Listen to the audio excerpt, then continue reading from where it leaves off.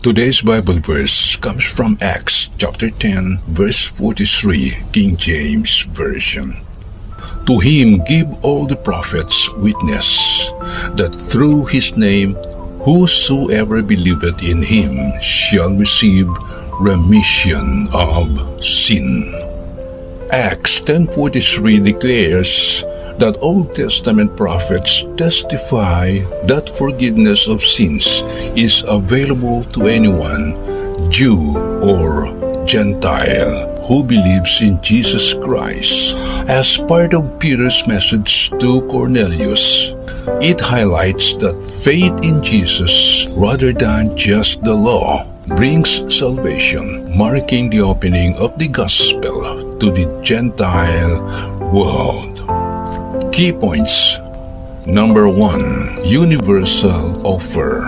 Everyone who believes means salvation is not limited to one nation. Number 2. Prophetic foundation.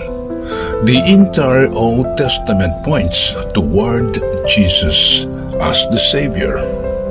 Number 3. Forgiveness mechanism. Remission of sins is received specifically through His name. And number 4, context. This occurs during Peter's sermon to the Roman centurion Cornelius, breaking down traditional Jewish boundaries against Gentiles.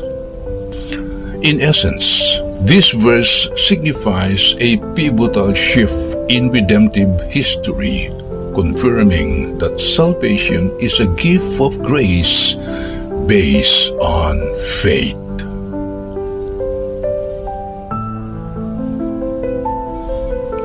Amen.